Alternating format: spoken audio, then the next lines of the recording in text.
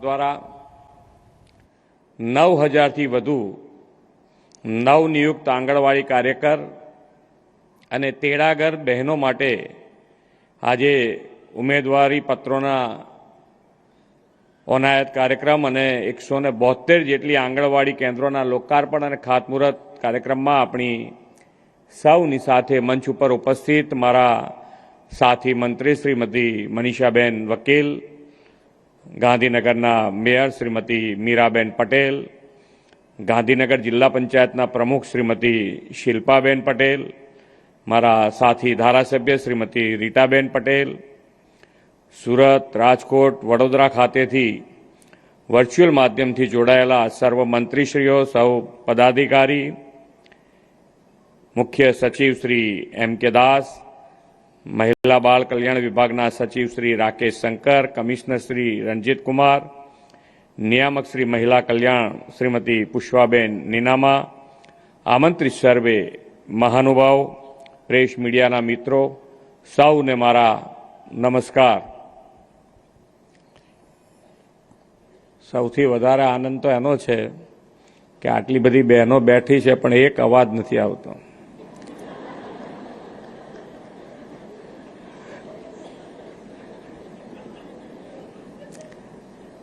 એટલે એનું કારણ એવું પણ હોઈ શકે કે મોબાઈલ હાથમાં હોય તો મોબાઈલમાં અત્યારે તો આપણો જીવ હોય બધાનો, પણ મોબાઈલ બી હાથમાં નથી દેખાતું એટલા બધાના, ઘણાના હાથમાં છે।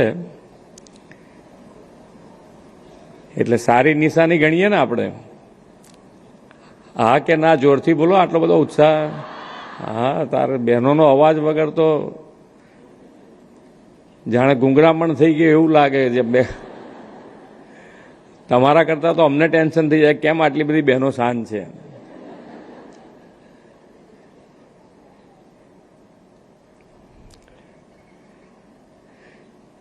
વિશ્વ નેતા અને યશસ્વી વડાપ્રધાન શ્રી નરેન્દ્રભાઈ મોદીએ નારી શક્તિથી રાષ્ટ્ર નિર્માણનું જે લક્ષ્ય રાખ્યું છે તે સાકાર કરતો આજનો આ આપણો કાર્યક્રમ છે।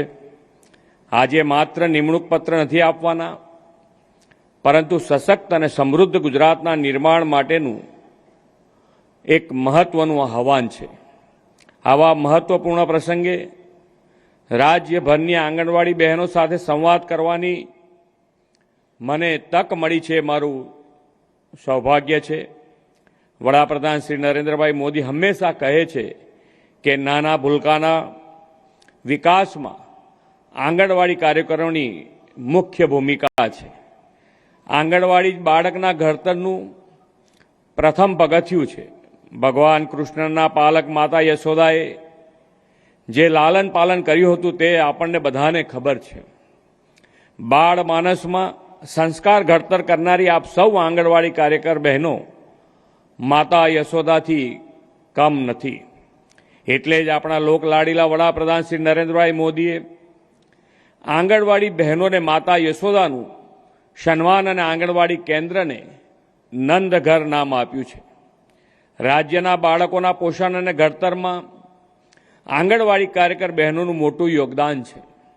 ભાવિ નાગરિકોના પોષણ, આરોગ્ય અને પ્રારંભિક શિક્ષણ માટે રાજ્ય સરકાર પ્રતિબદ્ધ છે।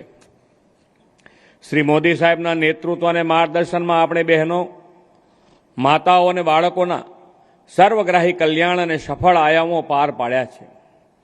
બાળકોના સંસ્કાર ઘડતર માટે પહેલાં તો આંગણવાડીઓના પણ અભાવ હતો, અને આંગણવાડીઓ ક્યાં ચાલતી? પહેલાં તો એ મંદિરના પરિસરમાં, પંચાયત ઘરમાં કે જૂના પુરાણા મકાનોમાં આ માલ મંદિરો ચાલતા હતા। શ્રી મોદી સાહેબે આખી સ્થિતિ બદલી નાખી અને સુવિધાયુક્ત આંગણવાડી નંદઘરોના નિર્માણની દિશા આપી છે। માત્ર સરકારી મશીનરી નહીં, પણ સરકારના જાહેર સાહસો પણ CSRથી આ સેવા કાર્યમાં યોગદાન આપી રહ્યા છે। આખા રાજ્યમાં 53,000થી વધુ આંગણવાડી કેન્દ્રો કાર્યરત છે। આ વર્ષે અત્યાર સુધીમાં 1600 જેટલા કેન્દ્રોના લોકાર્પણ અને ખાતમુહૂર્ત કરવામાં આવ્યા છે, અને આજે 170 જેટલી નવી આંગણવાડી કેન્દ્રોના લોકાર્પણ અને ખાતમુહૂર્ત આજે આપણે કર્યા છે। આવનાર 3 વર્ષમાં બીજા 10,000થી પણ વધારે આંગણવાડી કેન્દ્રો અને નંદઘરોના બાંધકામનું આપણું આયોજન છે. શ્રી નરેન્દ્રભાઈ મોદીના દિશા દર્શનમાં રાજ્યના બાળકોના સર્વાંગી વિકાસ માટે સારા ઇન્ફ્રાસ્ટ્રક્ચર સાથે તાલીમબદ્ધ સ્ટાફ પણ જોડાયો છે. આજે 9,000થી વધુ બહેનોને નિમણૂક પત્રો એનાયત થઈ રહ્યા છે.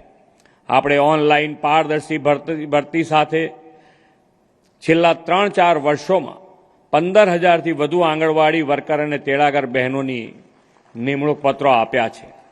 આજે જે બહેનો સેવામાં જોડાઈ રહી છે, આપ સૌને ખૂબ ખૂબ અભિનંદન પાઠવું છું.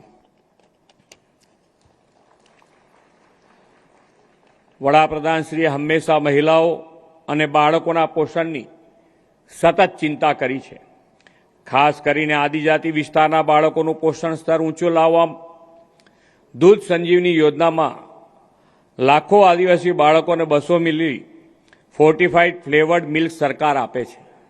એટલું જ નહીં, ટેક હોમ રાશન, અન્વે પૂરક પોષણ આહાર, પોષણ સુધા, અન્વે સગર્ભા બહેનોને 1 ટન પૂર્ણ ભોજન આપી તેનું બાળક 2 વર્ષનું થાય ત્યાં સુધી તુવેર દાળ, ચણા જેવા વધારાના પ્રોટીનયુક્ત આહાર મુખ્યમંત્રી માતૃશક્તિ યોજના અંતર્ગત આપણે પૂરો પાડી રહ્યા છીએ. આપણે આંગણવાડીથી લઈને પ્રાથમિક શાળાના બાળકો માટે મુખ્યમંત્રી પૌષ્ટિક અલ્પાહાર યોજના પણ શરૂ કરી છે અને જેનો લાભ આજે 41 લાખથી વધુ બાળકો આ પૌષ્ટિક આહારનો લાભ લઈ રહ્યા છે. વિકસિત ભારત 2047 માટે સમૃદ્ધ અને સ્વસ્થ પેઢી તૈયાર કરવામાં ગુજરાતને મહિલા બાળ કલ્યાણના આવા અનેક કાર્યક્રમોથી અગ્રેસર રાખવું છે. એ માટે સશક્ત અને સુપોષિત ગુજરાતના નિર્માણમાં યોગદાન આપવાની તક તમ સૌ બહેનોને ઈશ્વરે આપી છે. એ તકને રાજ્યના બાળકોની સેવાની તક તરીકે સ્વીકારીને આગામી દિવસોમાં તમે સૌ સુપોષિત વિકસિત ગુજરાતથી વિકસિત ભારત, સમૃદ્ધ ભારત બનાવશો એવા વિશ્વાસ સાથે વિરમું છું. ભારત માતા કી જય. વંદે માતરમ. જય જય ગરવી ગુજરાત. ખૂબ ખૂબ આભાર માનનીય મુખ્યમંત્રી શ્રી, આપના બહુમૂલ્ય માર્ગદર્શન માટે.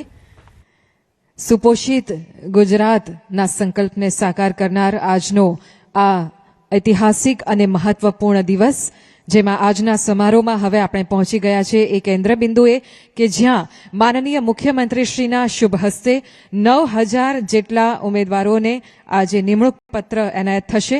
સાદર વિનંતી કરીએ છીએ માનનીય મુખ્યમંત્રીશ્રીને કે આપ આંગણવાડી બહેનો, તેડાગર બહેનોને નિમણૂક પત્ર એનાયત કરશો અને મંચ ઉપર આમંત્રિત કરીએ છીએ આવા ઉમેદવારોને.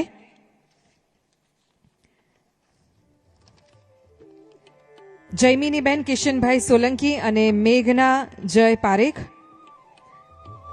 જિલ્લો અમદાવાદ, દસક્રોઈ 1 અને સિટી ગ્રામ્ય ઘટક, બારેજા 3 અને વેલાલ 3ના આંગણવાડી કેન્દ્રો પર તેઓ હવે કાર્ય કરશે.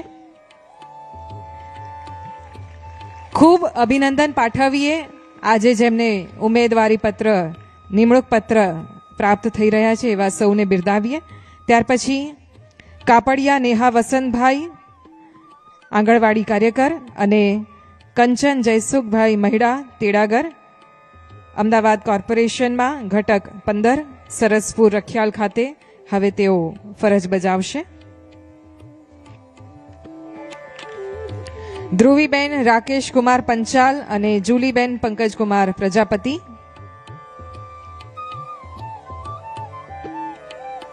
ધ્રુવીબેન રાકેશ કુમાર પંચાલ અને જુલીબેન પંકજકુમાર પ્રજાપતિ અરવલ્લીમાં, ધનસુરા અને મોડાસામાં તેઓ આંગણવાડી કેન્દ્ર ખાતે ફરજ બજાવશે. ત્યાર પછી બનાસકાંઠામાંથી નયનાબેન ઈશ્વરભાઈ પ્રજાપતિ અને કિંજલબેન રાજેન્દ્રકુમાર રાવળ, નયનાબેન આંગણવાડી કાર્યકર તરીકે અને કિંજલબેન તેડાગર તરીકે જવાબદારી સંભાળશે.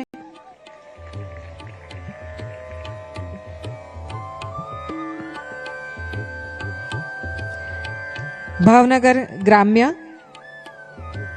રીટાબેન સુરેશભાઈ મકવાણા કાર્યકર તરીકે અને નિરાલીબેન હીરાભાઈ મકવાણા તેડાગર તરીકે જોડાઈ રહ્યા છે.